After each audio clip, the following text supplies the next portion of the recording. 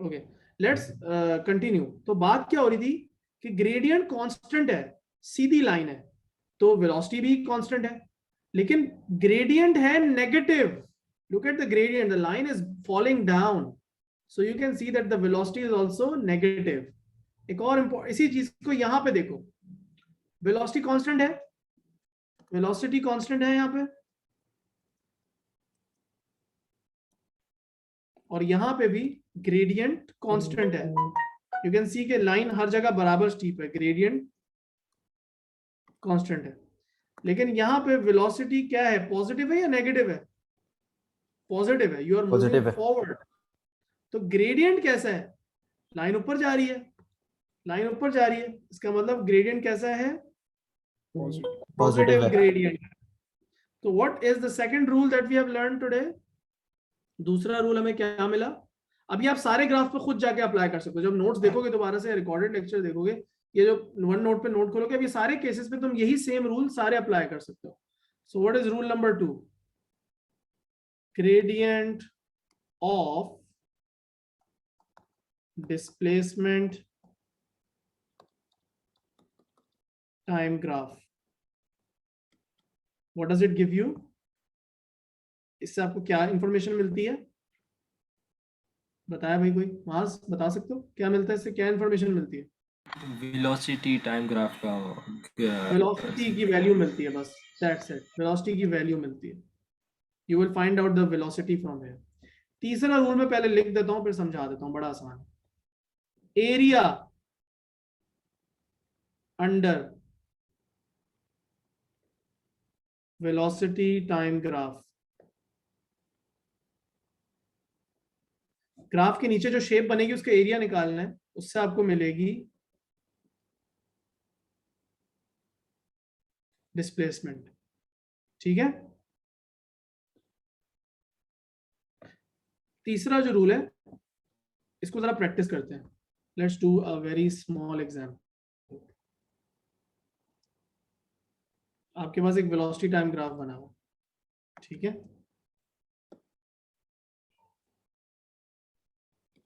एक velocity time graph बना था, उसमें मैं टाइम की वैल्यूज लिख लूं पहले, 0 1 2 3 4 5 6। ठीक है, लेट्स मेक अ लाइन, एक ग्राफ है वो इस तरह का बन रहा है।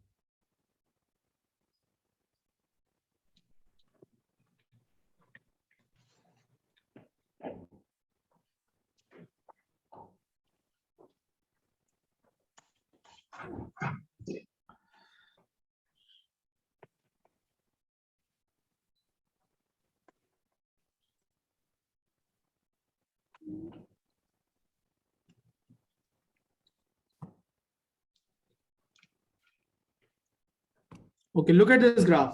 We'll find the distance or displacement from this graph. Okay, अभी यहां से निकालते हैं। तो मैं स्पीड की वैल्यूज भी लिख दूंगा एक्सिस पे। स्पीड की वैल्यूज कुछ इस तरह है। ओके, सो दिस इज 0, ये वाली जो स्पीड है this is like I don't know 7 metres per second. Speed हमारी यहाँ पे मीटर्स पर सेकंड में आ रही है, और टाइम जो है वो सेकंड में मेजर हो रहा है। Any confusion? वैल्यूज क्लियरली लिखी हुई है, सब पता चल रहा है। एक चीज थी जिसकी 0 स्पीड थी, और फिर आहिस्ता आहिस्ता स्पीड जो है वो बढ़ के क्या हो गई, 7 हो गई। 7 की स्पीड पे वो 2-3 सेकंड चलता रहा, at least for 2 seconds it kept traveling at a constant speed of 7, and then it started to slow down, और उसकी velocity जो है वो decrease हो गई और वापस 0 पे आ गई। तो 5 सेकंड पे उसकी velocity वापस 0 हो गई, 5 सेकंड पे उसकी velocity वापस 0 हो गई, और उसके बाद आगे क्या हो रहा है, velocity नेगेटिव में चलेगी। Now who is going to tell me कि नेगेटिव velocity का यहाँ पे क्या मतलब है? What does it mean? What does it mean to have a negative velocity here? Negative velocity का मतलब बता सकते हो कोई मुझे जल्दी से? ये वाला जो पार्ट है, what does this explain, like what does it tell us about the velocity and everything? Negative velocity का मतलब कोई बता सकता है जी बच्चों? Opposite direction. ऑपोजिट डायरेक्शन, मतलब जब वेलोसिटी 0 से नेगेटिव में आई तो बंदे ने डायरेक्शन बदल ली, यू टर्न ले लिया।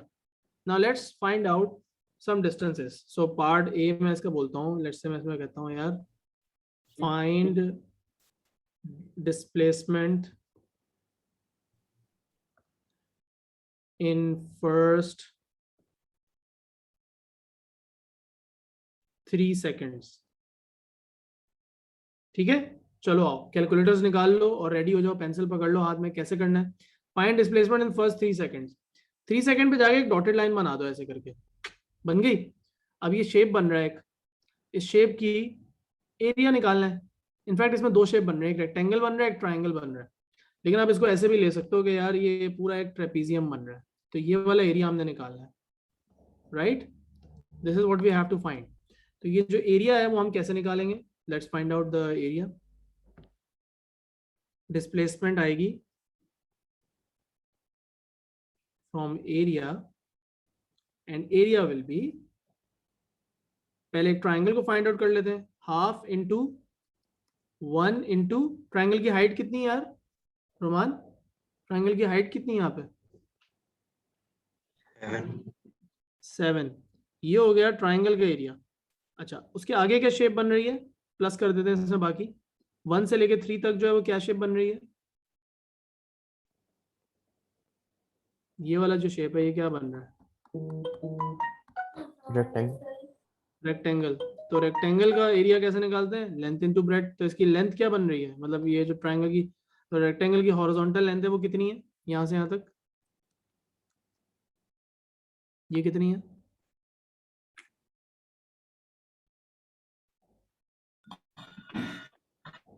ये 2 है, राइट? मल्टीप्लाइड बाय हाइट कितनी है? 7। तो टोटल निकाल के बताओ यार जल्दी से, ये कितना हो जाएगा? 3.5 प्लस 14, टोटल कितना आ गया?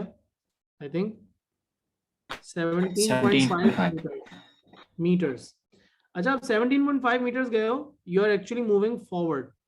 आप आगे मूव कर रहे हो, इस बात को समझो, क्योंकि आपकी वेलोसिटी पॉजिटिव थी थ्रू आउट, तो you are actually moving forward. Now let's talk about part B. Part B में बोलता हूं find displacement from 3 to 5 seconds। 3 to 5 seconds। जल्दी से सब मुझे करके बताओ, मैं आपके सामने रख रहा हूँ, जो मुझे आंसर बता दे फिर हम आगे चलेंगे। I am just leaving it in front of you, I am not going to solve it, आप खुद करोगे। 3 से 5 सेकंड्स के बीच में क्या डिस्प्लेसमेंट है? शाबाश बॉयज, स्पीड दिखानी है, बहुत बच्चों वाला है कैलकुलेटर। 7 आंसर आ रहा है। सो हाफ इंटू 2 इंटू 7 की है ना? सो बेसिकली क्या हो जाएगा?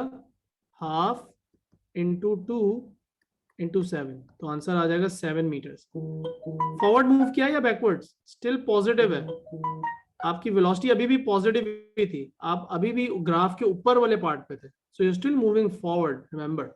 ठीक है, स्टिल मूविंग फॉरवर्ड। सो अब टेल मी पार्ट सी के अंदर जो है वो क्या सिचुएशन होगी? ये बड़ा इंटरेस्टिंग अब होने लगा है सवाल। Find displacement from 5 to 6 seconds। All right, go ahead and do it जल्दी से, शाबाश। 5 से 6 सेकंड। ओ, मैंने नेगेटिव वेलोसिटी कहाँ पे वैल्यू नहीं दी, मैं लिख देता हूँ यार।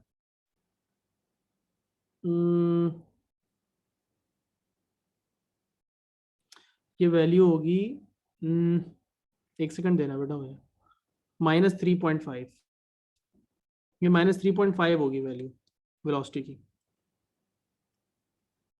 Okay, give me the displacement of the last 1 second, 5 to 6 seconds के बीच में। शाबाश। -7.5। -175। एक मिनट चेक कर लो। हाफ 0.5 इंटू 1 इंटू 3.5, यही होगा ना? सो 1.75। 1.75। 1.75, ग्रेट। जी। ठीक है, तो ये हो रहा है हाफ इंटू 1 इंटू 3.5, इससे हमारे पास आंसर आ गया 1.75। मसला सिर्फ ये कि ये वाला एरिया जो है ये नेगेटिव वाले उसमें है ना? अब इसमें नेगेटिव साइन लगाने की जरूरत तो नहीं है, बट हमें ये पता लग गया कि हमने ऑपोजिट डायरेक्शन में ट्रेवल करना शुरू कर दिया था, तो हम बैकवर्ड्स मूव कर रहे हैं। Now let's talk about distance and displacement, क्योंकि हमने डिस्टेंस और डिस्प्लेसमेंट का कॉन्सेप्ट पढ़ा था, तो अब ये यहाँ पे बड़ा यूजफुल होगा। तो इस सवाल का पार्ट डी ये है, सर टोटल, यस बेटा, सर ये बैकवर्ड्स लिखने की जरूरत तो नहीं, अगर हम इसको नेगेटिव से मल्टीप्लाई करें तो नेगेटिव 1.75।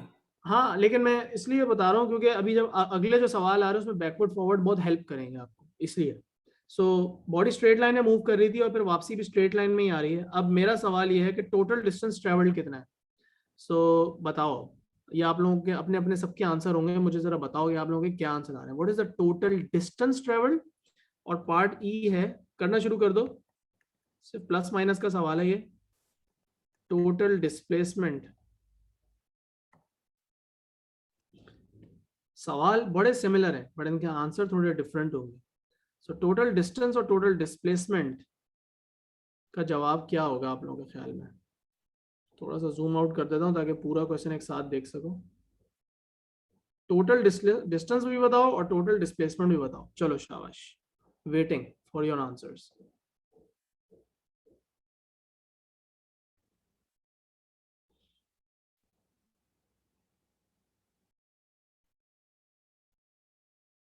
क्या कहते हो भाई? किसी के पास जवाब आया? सिर्फ प्लस माइनस का सवाल है, nothing too complicated. It's just about understanding the difference between distance and displacement. Distance 26.25। क्या आ रहा है? डिस्टेंस 26.25 आ रहा है। जी। अच्छा, कैसे किया बताना, सॉल्व कैसे किया? सब वैल्यूज को ऐड कर सब वैल्यूज जो को आंसर ऐड, है। सबट्रैक्ट क्यों नहीं किया यार? किया तो सही है, सबट्रैक्ट क्यों नहीं किया? क्योंकि टोटल डिस्टेंस बताना। टोटल डिस्टेंस बताना है। डिस्टेंस में डायरेक्शन मैटर करती है क्या? आप आगे जा रहे हो या पीछे जा रहे हो? डज इट मैटर कि आप आगे जा रहे हो या नहीं पीछे जा रहे हो? नहीं। नहीं। तो इसलिए हमने सबको ऐड कर दिया and you get the total length of the path travelled, right? So what do you get? 26.25 meters. Do we need to have a direction with this? We don't need to have a direction with this. बस answer दे दिया फारिग। Total displacement कैसे निकालेंगे? आप पहले आगे move कर रहे हैं, 0 से 1 सेकंड तक आप आगे मूव कर रहे हैं, 1 से 3 सेकंड्स तक आप आगे मूव कर रहे हैं, 3 से 5 सेकंड्स तक भी आप आगे मूव कर रहे हैं, 5 से 6 सेकंड्स तक आप यू टर्न लेके पीछे की तरफ आ रहे हैं। तो आपकी टोटल डिस्प्लेसमेंट क्या होगी कि आप टोटल आगे कितना गए माइनस आप वापस कितना आए। So you have to add the forward distance displacements and subtract the backward displacement because direction is now important. So you will get 17.5 plus 7 minus 1.75. तो इससे आंसर क्या आता है बताओ? कितना आ रहा है बच्चों? 22.75 मीटर आ रहा है। अच्छा, ओवरऑल ये बंदा अपनी स्टार्टिंग पोजीशन से आगे ही अभी भी, या स्टार्टिंग पोजीशन क्रॉस करके वापस पीछे चला गया? ये बंदा लेट्स से यहां से स्टार्ट हुआ था, ये इसका स्टार्ट पॉइंट था, ठीक है? सो ये इस डायरेक्शन में जा रहा है, इवेंचुअली उसने यू टर्न लिया। वो कितना वापस आया? क्या वो इस पॉइंट को वापस क्रॉस कर चुका है, या वो इधर कहीं है या इधर कहीं है? क्या ख्याल है, पूरा वापस आया या नहीं आया? ये बताओ जरा मुझे। नहीं आया। नहीं आया, मतलब आगे जो है वो गया था 17.5 प्लस 7, इतना आगे गया था, और माइनस वापस कितना आया था? 1.75. So he is here right now, that's his end point. और हमने जो चीज निकाली है वो क्या निकाला है? हमने यहां से यहां तक का डिस्टेंस निकाला है, हमने ये चीज निकाली है 22.75। समझ रहे हो? So that's what we have found right now. So 3 rule पढ़े आज आपने, 3 रूल पढ़े ग्राफ्स के। Gradient of velocity time graph will give you the acceleration. Gradient of the displacement time graph will give you the velocity. Area under the velocity time graph will give you the displacement. ये 3 rules हैं, हर graph पे apply हो रहे हैं। अब हम सब एक आखिरी चीज करेंगे आज के लेक्चर को खत्म होने से पहले। We'll do this one last thing and then we'll end the lecture. In fact हम नेक्स्ट क्लास में ही करेंगे। मैं आप लोगों को कुछ होमवर्क देता हूँ आज, ठीक है? I'll give you some work and you will try to solve it, solve those questions. Homework आप लोगों का क्या है मैं अभी बता देता हूँ। Just give me 1 second. Let me know when you can see the Google Classroom on my screen.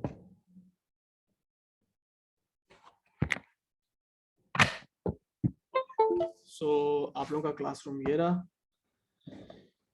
Second topic पहले क्रिएट करना है यहाँ पे। टॉपिक का नाम क्या है? रिकॉर्डिंग पॉज कर दो। कर दो बेशक, हाँ, या बेशक रिकॉर्डिंग में रख लो ताकि आपको पता लग जाए आपका होमवर्क क्या है। Kinematics is the second topic and what do we have? First of all, we need to upload P1 questions of this chapter, right? So यहाँ पे मैं जरा अपलोड कर दूँ, एक सेकंड देना मुझे। Topic questions, paper 1, kinematics and dynamics. Kinematics and dynamics के मैंने कंबाइंड करके जो है वो अपलोड किए मैं क्वेश्चंस, ठीक है। सो यहाँ पे मैंने वो फाइल अपलोड कर दी, आपके सामने अपलोड हो गई फाइल। अब इस फाइल को खोलो और इसके अंदर से कौन कौन से क्वेश्चंस करने हैं ये मैं आपको बताने जा रहा हूँ। देख रहे हो, पहले ही फाइल खोलोगे सामने पहली हेडिंग क्या आ रही? ग्राफ्स की हेडिंग आ रही है, alright. So do these questions. पहला क्वेश्चन करना है, दूसरा क्वेश्चन करना है, तीसरा भी करना है, चौथा भी करना है, पांचवा भी करना है, 6, 7, 8, 9, 10, 11 ग्राफ्स वाले सारे क्वेश्चंस करने।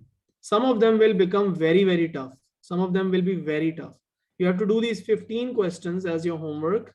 These MCQs. Some of them will be very tough. Honest बता रहा हूँ. Some of them will be quite straightforward. लेकिन A level में काइनेमेटिक्स के सवाल यूजुअली आसान वाले नहीं आते, मुश्किल ही आते हैं, ठीक है। बट जरूरी नहीं कि हर टॉपिक इतना ही मुश्किल हो। काइनेमेटिक्स के कुछ सवाल बहुत मुश्किल आते हैं, ग्राफ के खास तौर पे। सो डोंट वरी कि अगर आपसे ना हो तो इतने परेशान होने की बात नहीं। जी बेटा, जी सर ये जो लास्ट टाइम आपने P1 और P2 भेजे हैं, इसमें मैक्सिमम पास्ट पेपर क्वेश्चंस हैं, क्या कहते हैं, हमने जो 3 टॉपिक्स पढ़े, जी जी वेक्टर्स और बाकी कन्वर्जन और बाकी चीजें, सही कह रहा हूँ? जी जी जी बिल्कुल, हमने पहले चैप्टर के तो कर लिए ना सारे। ओके, ग्राफ्ट ऑल क्वेश्चंस मैंने लिख दिया होमवर्क 3 यहाँ पे। सो आपको लिखा हुआ नजर आ जाएगा आपका होमवर्क क्या है। एक मिनट, इसको जरा फर्दर एलेबोरेट कर दूं, एक चीज में लिखना भूल गया यहाँ पे।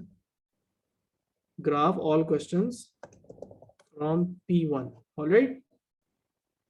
चलो, तो ये लाजमी करना है। और क्लासरूम में यार रुमान तुम एडेड हो? नहीं। बेटा अपनी जल्दी से ईमेल यहाँ सेंड कर दो ताकि मैं आपको यहाँ पे ऐड कर दूं। बाकी if anyone wants to leave they can leave, as you can stop recording.